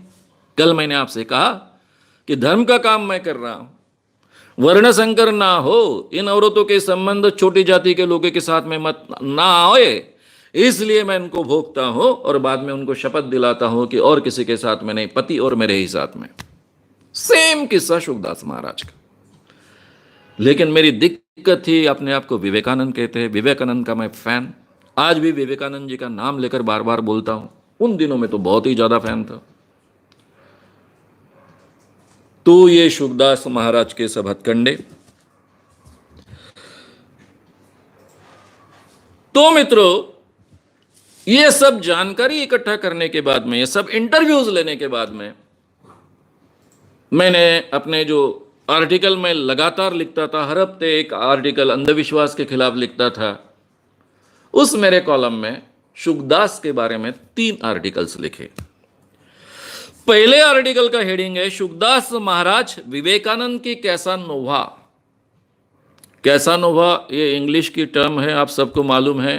एक कैसानोवा नाम का आदमी था जो लोगों, स्त्रियों को पटाने में बहुत माहिर था, और वो नाम आगे चल गया। कैसानोवा यानी जो पुरुष स्त्रियों को पटाने में बहुत माहिर होता है और वही काम करता है, उसको कैसानोवा कहा जाता है। तो शुकदास महाराज विवेकानंद की कैसानोवा नाम का पहला आर्टिकल प्रसिद्ध हुआ लोकमत में। तब दैनिक लोकमत 1984 की ये बात है, नंबर 1 बन चुका था विदर्भ में और खानदेश में, और दोनों तरफ ये कॉलम मेरा जाता था। कभी कभी मराठवाड़ा एडिशन भी इसको उठाता था। दूसरा आर्टिकल दूसरे हफ्ते में छपा, शुकदास महाराज विवेकानंद की रजनीशांच्या तंबूतील उंट। रजनीश संभोग से समाधि वाले हैं, मालूम है सबको। तो ये अपने आप को विवेकानंद कहलाता है, ये तो रजनीश के तंबू का उंड है, कैमल है, ऊंट है, मराठी में उंट कहते हैं। ये दूसरा आर्टिकल हुआ। ये 2 आर्टिकल प्रसिद्ध होने के बाद में पूरे एरिया में खलबली मच गई, महाराज के भक्तों में भी बड़ी खलबली मच गई। ऐसा भी महाराज होता है, ये पहली बार क्योंकि ब्रह्मचारी ये पहला व्यक्ति था इस ढंग के व्यवहार करने वाला। बाकी तो अपने आप को भगवान कृष्ण का अवतार कहते थे, गुलाब बाबा वगैरह। तो ये सबको बहुत धक्का पहुंचा। तब अमरावती में मेरी व्याख्यानमाला शुरू थी और तीसरा आर्टिकल जो आने वाला था, जो ऑलरेडी डिक्लेयर किया गया था, वो नहीं आया। ये जो अमरावती में व्याख्यानमाला शुरू थी, उस व्याख्यानमाला में कम से कम 5,000 लोग जुड़ते थे। मुझे हजारों लोगों ने आकर सवाल पूछे, मानव साहब आप तो किसी को दबते नहीं हो, आपको कोई बिकट नहीं ले सकता है कि, लेकिन शायद लोकमत को शुकदास महाराज ने बिकट ले लिया। मैं उनको समझाता गया, जाहिर भाषण में बोला, जो लोकमत नाम लेकर ऐसे आर्टिकल छापता है, इतनी बड़ी रिस्क लेता है, हर आर्टिकल पर 4-4, 5-5 डिफेमेशन की केसेस हो, ऐसे आर्टिकल्स हैं, तो लोकमत पैसों से तो दबने वाला नहीं है। आप उसकी चिंता मत कीजिए, उनको कोई दिक्कत नहीं ले सकता है। ये तो मैं जानता था, लेकिन उस हफ्ते आर्टिकल नहीं आया, ये भी सच्चाई थी। जब मैं प्रेस गया, मैंने ये बात, हमारे संपादक कमलाकर जी धारप थे, उनको ये बात कही। उन्होंने हंस दिया, बोले आपने जवाब दे दिया ना? मैंने बोला दे दिया। और फिर उन्होंने एक अलग चौखट बनाकर उसको बहुत सजा कर तीसरा आर्टिकल प्रसिद्ध किया अगले हफ्ते में। उसका नाम था भगवान कृष्णाचे ढोंग रचणारा राधेचा शुकदास। यानी भगवान कृष्ण का यह ढोंग रचने वाला है, ये किसका दास है? राधेचा दास, राधेचा शुकदास। इस ढंग के हेडिंग का यह आर्टिकल प्रसिद्ध हुआ और फिर तो आग फैलते गई। महाराज का जो भी प्रोग्राम्स चलते थे, उसके हर हफ्ते में अमुक जगह वहां पेशेंट्स आना करीबन रुक गए। आश्रम में बहुत वातावरण बदल गया। भरत काळे को अलग अलग ढंग से तकलीफ देनी शुरू हो गई, उसे मारने की नौबत आई। कुछ दिनों बाद दैनिक तरुण भारत में एक किस्सा हुआ। ये जो सब आर्टिकल्स लोकमत में छपकर आए, तो आरएसएस के कुछ लोग बहुत अस्वस्थ हुए, क्योंकि वो लोकमत या शुकदास महाराज की बहुत तारीफ करते थे। और शुकदास महाराज के बारे में ये सब लिखने के बाद में एक पूरा का पूरा डेपुटेशन लेकर वो तरुण भारत गए। अब तरुण भारत में संपादक थे दिबा घुमरे, जिनके हाथ के नीचे मैंने काम किया था। अब मैं लोकमत से जुड़ा हुआ था। कारण तो मैंने कल ही आपसे कह दिया है। उनके पास जाकर वो बोले कि ये श्री कृष्ण बुगदा ने लोकमत का जो प्रतिनिधि है, उसके साथ में जो मारपीट हुई, उस कारण में लोकमत ने चिढ़कर हमारे खिलाफ मोर्चा खोला है, यानी शुकदास महाराज के खिलाफ मोर्चा खोला है। और श्याम मानव को हाथ में पकड़कर ये सब कर रहे हैं। सब झूठा है। शुकदास महाराज के पास में जो श्याम मानव ने उनकी मुलाकात ली, इंटरव्यू लिया, उसकी टेप है, ऐसा कुछ भी नहीं है उसमें। अभी तक शांति से सुनने वाले दीबाजी घुमरे, मामा साहब कहते हैं हम सब लोग उनको, सभी पत्रकार उनको मामा साहब कहते हैं। मामा साहब को मुद्दा मिल गया। बोले बहुत अच्छी बात है, शुकदास महाराज के पास में टेप है ना, श्याम के पास भी टेप है, मैं उसको बुला लेता हूं, मेरे हाथ के नीचे उसने काम किया है, शुकदास को भी लेके आओ आप, अपन मीटिंग रखेंगे, वो भी अपनी टेप सुनाएंगे, मानव भी अपनी टेप सुनाएंगे, और फिर मानव ने जो जो लिखा है उसके बारे में सवाल जवाब होंगे, तब सच्चाई सामने आएगी, और फिर मैं उसके ऊपर आर्टिकल लिखूंगा। ले आओ आप शुकदास महाराज को। फिर ये लोग नानुकुर करने लग गए। और फिर मामा साहब ने मुझे खुद ये रिपोर्टिंग बाद में दिया, जो किताब में वैसे के वैसे मैंने लिखा। मामा साहब ने कहा कि फिर मैं चढ़ गया। पहली बात उन्होंने कही उन लोगों से कि श्याम मानव मेरे हाथ के नीचे तैयार हुआ पत्रकार है, वो कभी झूठ नहीं लिखता है, प्रूफ्स के बिन नहीं लिखता है। मैं जानता हूं, मैं 2.5 साल तक उसके आर्टिकल्स जांचते आया, प्रसिद्ध करते आया।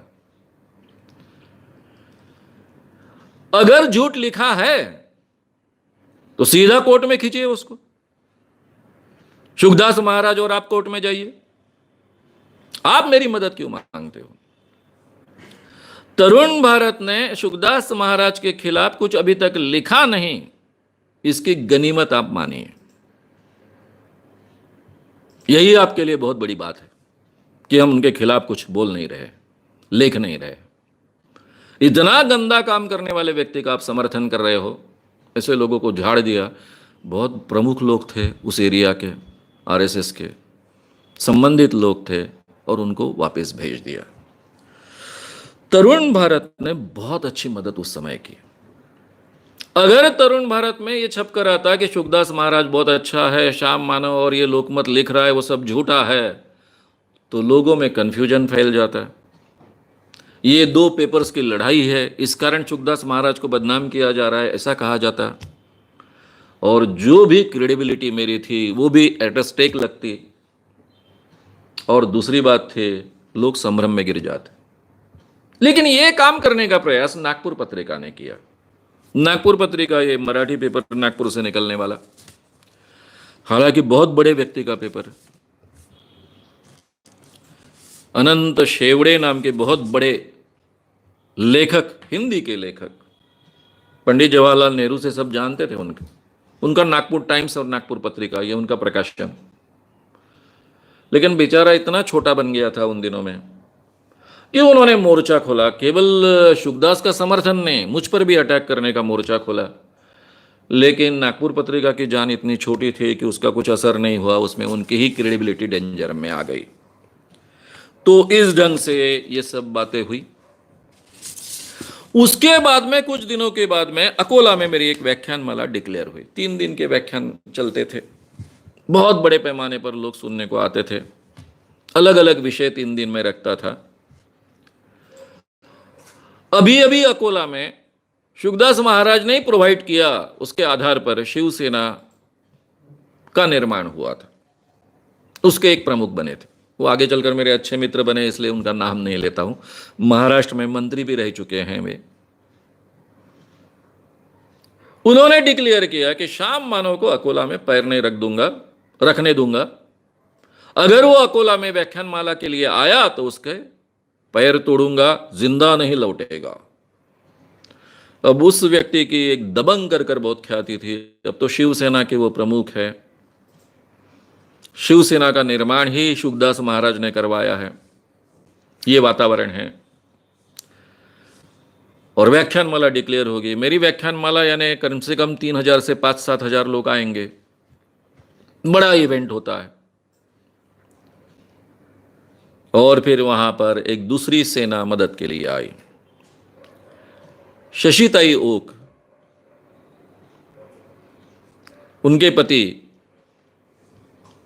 एक कम्युनिस्ट कार्यकर्ता थे, दोनों सामाजिक काम करते थे। उन्होंने इन व्याख्यानमाला का आयोजन किया था। शशिताई ओक जी के अपने आप को बंधु कहने वाले चंद्रशेखर गाडगीळ, इनकी हिंदू सेना थी। उन्होंने ये बात उनके सामने रखी। हिंदू सेना अपने आप को सावरकरवादी विचारों की मानती थी। उन्होंने डिक्लेयर किया कि श्याम मानव का काम अच्छा है, सावरकर के विचारों पर चलने वाला काम है, हमारा पूरा समर्थन है और हम उसकी सुरक्षा के लिए खड़े हो जाएंगे। किसकी हिम्मत है कुछ करने की। और तूफान गर्दी में, हालांकि 3 दिन की व्याख्यानमाला थी, उसको हमने चौथे दिन में कन्वर्ट कर दिया। चौथा दिन शुकदास स्पेशल हुआ। हालांकि मेरे व्याख्यान में बुआबाजी इस विषय में 10-15 मिनट में शुकदास निपट जाता है, लेकिन यह आह्वान देने के बाद में वो पूरा 3 घंटे का शुकदास महाराज हुआ, एक स्पेशल दिन। कुछ सालों बाद और एक व्याख्यानमाला डिक्लेयर हुई अकोला में। अब उनके ध्यान में आया तो ऐसे धमकी होगा तो कोई परिणाम होता नहीं है, ना ही कुछ कर सकते हैं। कोर्ट का उन्होंने सहारा लिया। व्याख्यानमाला शुरू होते ही, यानी शुरू होने के समय में लोग इकट्ठा हुए हैं, भीड़ है, सब लाउड स्पीकर लग चुका है। मैं आया स्टेज पर, आते ही मुझे समझ थमाया गया, आपको ये नहीं बोलना है, वो नहीं बोलना है, वो नहीं बोलना है, वो नहीं बोलना है। मैंने अपने हमेशा की आदत के लिए उसको ऐसा जेब में डाल दिया और मुझे जो बोलना था बोला, चलो जो होने का हो, कोर्ट में खींचो। बाद में इस ट्रस्ट की ओर से, शुकदास महाराज का जो ट्रस्ट है उसकी ओर से कोर्ट में केस डाली गई, डिफेमेशन की केस डाली गई। मैं जमानत लेने के लिए, जो भी क्रिमिनल डिफेमेशन की केस होती है उसकी जमानत तो लेनी पड़ती है, मुझे अकोला जाना पड़ा, जमानत ली मैंने। हमारी ओर से हमारे कार्यकर्ता शरद वानखेड़े, आशु घाटे, ये सब देख रहे थे। एडवोकेट वखरे इन्होंने मेरा वकील पत्र लिया था। मैंने शुरुआत में उनके साथ में बातचीत की और कहा कि मैं जो कुछ बोला हूं वो शुकदास महाराज के बारे में बोला, मैं कोई ट्रस्ट के बारे में बोला नहीं।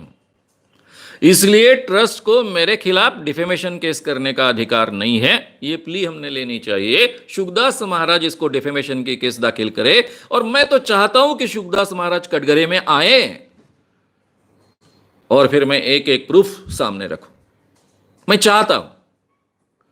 परिणाम ऐसा हुआ कि हमारे वकील ने जो आर्गुमेंट किया उसके बाद में ये केस वापस ली गई, और मुझे लगा ये बात यहां खत्म हो गई। जब ये साहित्य सम्मेलन का सब झगड़ा चला, अभी की बात, गए साल की 2017 की, कुछ माह पहले की बात, तब टीवी के प्रोग्राम में ये आश्रम की ओर से किसी ने, उनका एक भांजा था और बाकी भी उनका कोई ट्रस्टी में से कोई था, कि कोर्ट का आदेश है कि श्याम मानव को कहा गया कि शुकदास के खिलाफ बिल्कुल बात नहीं करने की। मैं तो हक्का बक्का रह गया, कौन सी केस, कहां की केस। तभी मैंने जाहिर तरीके से टीवी पर कहा था कि इसके बारे में मुझे कुछ जानकारी नहीं, मैं कभी कोई इस केस के लिए कभी कोर्ट में हाजिर नहीं हुआ। क्रिमिनल केस के बारे में हाजिर हुआ था एक बार, यानी जमानत लेने के लिए, वो तो खारिज हो गई है, इन्होंने ही पीछे ली है। ये सिविल केस कहां से आई, कौन वकील है हमारा, कैसे लड़ी गई, ये निर्णय कैसा आया। बाद में जब ये सब निकाला गया तब पता चला कि सिविल कोर्ट में आप अपने व्याख्यान में शुकदास महाराज को बदनाम करने वाला कोई वक्तव्य ना करें, ऐसा कहा। और मैंने अभी तक आपके सामने जो बातें कही वो तो कही है। ये आया कैसे, जिस केस की जानकारी, मेरे ऊपर केस है, निर्णय मेरे खिलाफ आया ऐसा कहते हैं, मुझे ही जानकारी नहीं है, ना मेरे किसी कार्यकर्ता को जानकारी है। ये अंदर का सेटलमेंट क्या है ये भी मुझे जानना है, और इसलिए मैं राह देख रहा हूं कि कोर्ट की आज्ञा का अवहेलना की, इसलिए कोर्ट मुझ पर कुछ दायर करे ताकि मैं ये सब सवाल खड़े करूं। रहा सवाल डिफेमेशन का, तो डिफेमेशन की तो कई केसेस मैंने सहन किए हैं, हम पत्रकारों को तो सहन करनी ही पड़ती है। डिफेमेशन कहते हैं जब हम बदनामी के उद्देश्य से कुछ कहें तो ये डिफेमेशन हो गया। जो सच्चाई है लोगों के सामने रखना, ये डिफेमेशन नहीं हो सकता है। लोगों के भले के लिए अगर हम कुछ सच्चाई लोगों के सामने रख रहे हैं, ये तो मेरा पर्सनल कोई एजेंडा नहीं है, शुकदास से मेरा कोई झगड़ा नहीं है। उल्टा उन्होंने तो मुझे पहले ही उनके इंटरव्यू लेने के लिए गया तो एकदम से इंपोर्टेड कार की ऑफर दे दी, जबकि मेरे पास एक स्कूटर भी होना संभव नहीं था। तो मेरा तो कोई पर्सनल उनसे झगड़ा नहीं है। अब ये सब बातें मैं आपके सामने जो रख रहा हूं, उसके साथ में एक बात भी कहना चाहता हूं कि शुकदास महाराज ब्रह्मचारी थे। वो ब्रह्मचारी रहना उनका क्या अपराध है? लोगों ने मुझे कई बार यह सवाल पूछा। यह बात सही है कि शुकदास महाराज अगर ब्रह्मचर्य का नाटक नहीं करते तो इतनी बड़ी केस नहीं होती। आज अगर ये हमने किया नहीं होता, मैंने इसके खिलाफ आंदोलन नहीं किया होता शुकदास महाराज के, तो शुकदास महाराज आज भारत का एक बहुत बड़ा बाबा होता। वो सभी लक्षण उसमें दिख रहे थे। बड़े बड़े मंत्रीगण माथा टेकना शुरू हुआ था, सब कुछ हुआ था। धर्म के नाम पर क्या क्या कर शुकदास महाराज करते हैं, इसी तारीफ होने शुरू हो गई थी। वो हिंदू धर्म बढ़ाने का काम करते हैं, धर्मांतरण रोकते हैं, इसकी तारीफ होना शुरू हो गया था। यह हिस्सा उजागर होने के बाद में शुकदास करीबन खत्म हो गया, नहीं तो बहुत बड़ा बाबा बन गया। तो मेरा उद्देश्य क्या है, मैं आपसे सच कहूं, किसी भी व्यक्ति को ब्रह्मचारी रहने के लिए मजबूर करना, यह मैं बहुत बड़ा अपराध मानता हूं। समझो शुकदास महाराज किसी कारणवश ब्रह्मचारी है और उनके किसी एक हाथ दूसरे स्त्री के साथ में संबंध है, ऐसा मुझे पता चला होता, मेरे पास उसके प्रूफ भी आए होते, तो भी उसके बारे में मैं बोलता नहीं, लिखता तो नहीं।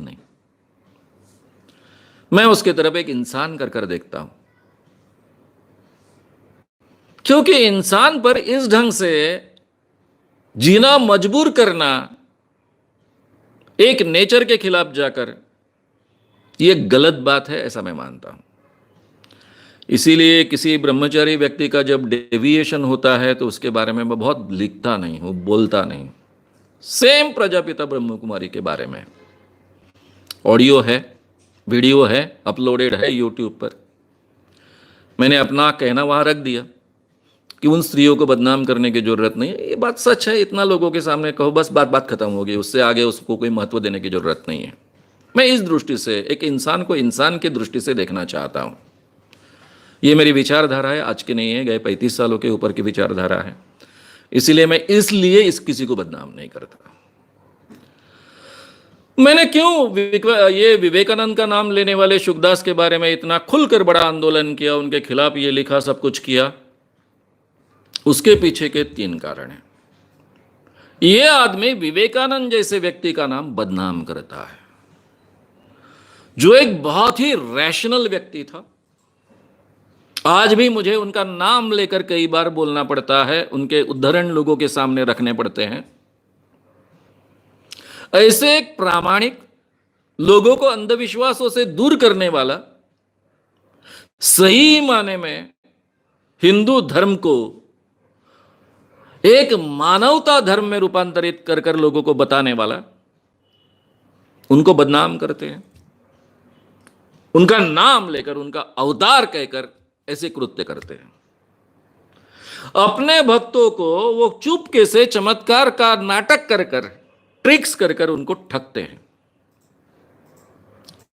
अब भाई शुकदास महाराज है, वो एक लड़की से कहता कि मेरा दिल तुम पर आ गया है, लेकिन मैं ब्रह्मचारी हूं, सबके सामने बात रख नहीं सकता हूं, शादी नहीं कर सकता हूं, मैं तुम्हारे साथ में संबंध रखना चाहता हूं। तो मैं उस तरफ देखता भी नहीं, लिखता भी नहीं, पता चलने के बाद में, प्रूफ सामने होने के बाद भी लिखता नहीं।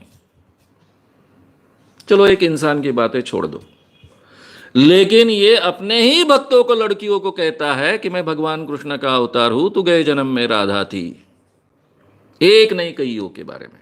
अब मेरे सामने जो लिस्ट है वो 10 के ऊपर की है, बाकी तो पता नहीं कितनी बड़ी होगी।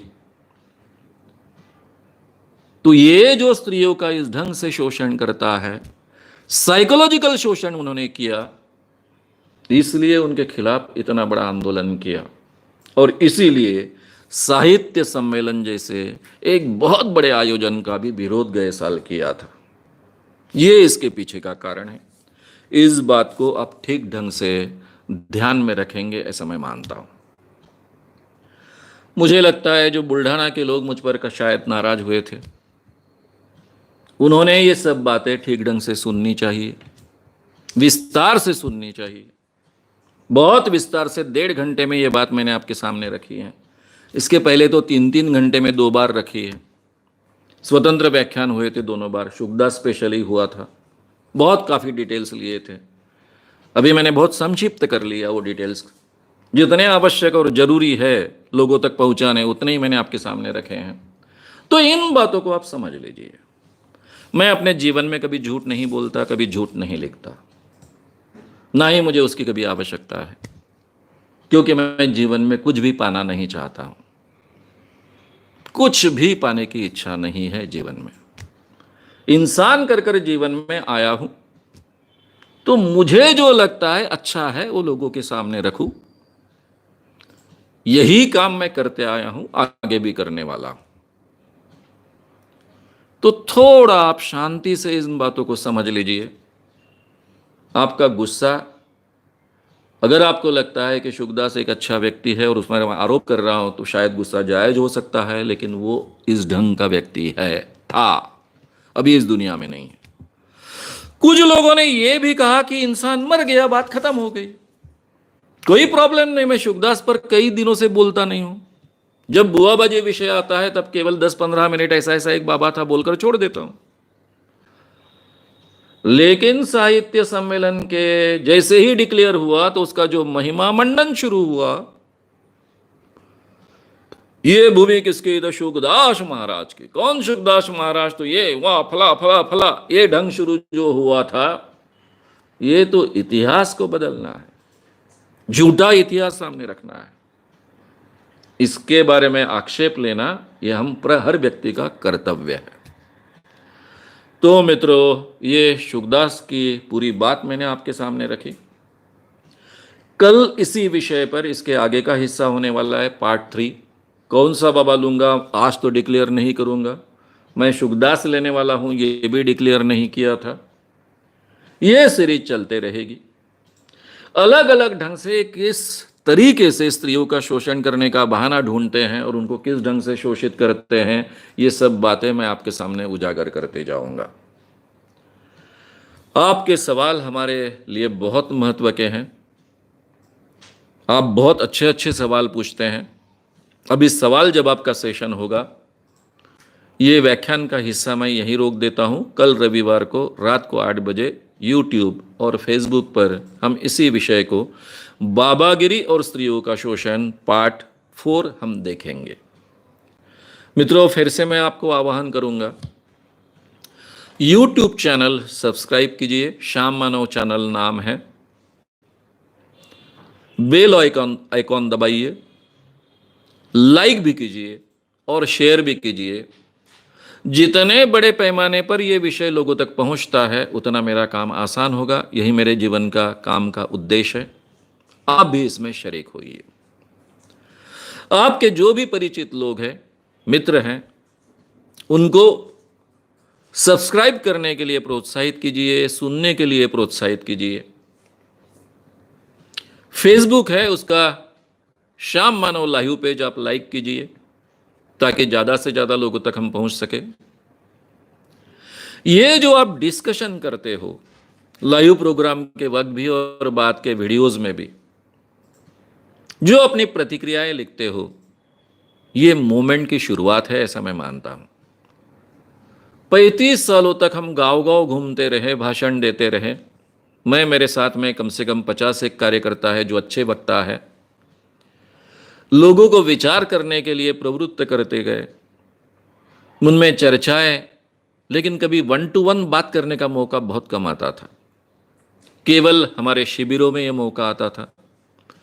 ये जो माध्यम अभी मिला है लाइव आपसे बात करने का, इस कारण आप जो पूछते हो, चर्चा करते हो, ये केवल 1 साइडेड नहीं हो जाता है, 2 वे कम्युनिकेशन हो जाता है और ये बहुत महत्व का है, ऐसा हम मानते हैं। ये एक मोमेंट का हिस्सा है, ऐसा हम मानते हैं। इसलिए आपकी प्रतिक्रिया हमारे लिए बहुत महत्व की है। आप जो सवाल पूछते हैं वो भी बहुत महत्व का है।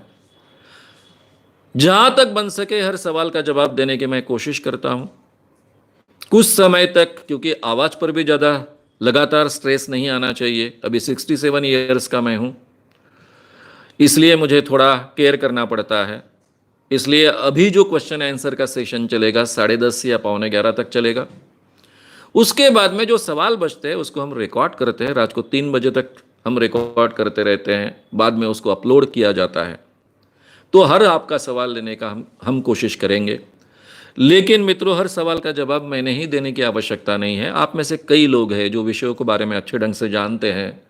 आप भी सवालों का जवाब इन प्रतिक्रियाओं में देते रहिए, उसमें शरीक होइए बड़े पैमाने पर। जो लोग थोड़े आहत होते हैं मेरे विचारों के कारण, मैं उनसे इतनी रिक्वेस्ट करूंगा कि एकदम से आप गुस्सा मत होइए। मैं आपका गुस्सा समझ सकता हूं, क्योंकि मैं भी एक जमाने में भक्त था। सभी वीडियोस आप सुनिए, शांति से सुनिए, बार बार सुनिए, आप में डेफिनेटली बदलाव आएगा। आपको जो ये सुनने के बाद में गुस्सा आता है, ये आप में आगे चलकर होने वाले बदलाव की शुरुआत है, ऐसा मैं मानता हूं। यही 35 सालों का मेरा अनुभव रहा है। जब मैंने ये मूवमेंट 35 साल पहले 1982 के दिसंबर में शुरू की थी, तब मेरे साथ इन्हें गुने कुछ लोग थे आगे अकेला था, वो लोग भी छट गए, बाकी लोग जुड़ते गए, कारवां बढ़ते गया, और इसमें से मैक्सिमम लोग ये बदल कर आने वाले लोग हैं। इसलिए इंसान बदल सकता है, इस पर मेरा बहुत विश्वास है। आपका गुस्सा भी मैं समझ सकता हूं, लेकिन गुस्सा होने के बाद भी आप वीडियोस को सुनते रहिए, सभी वीडियोस को सुनिए, बार बार सुनिए। डेफिनेटली आप अलग ढंग से सोचना शुरू करोगे, आप में बदलाव होगा, और इसीलिए ये सब प्रयास है, आपके लिए ही ये प्रयास है। श्याम मानव चैनल को आपका समर्थन देने के लिए चैनल को जरूर सब्सक्राइब करें। चैनल के नोटिफिकेशन पाने के लिए बेल आइकन भी दबाएं।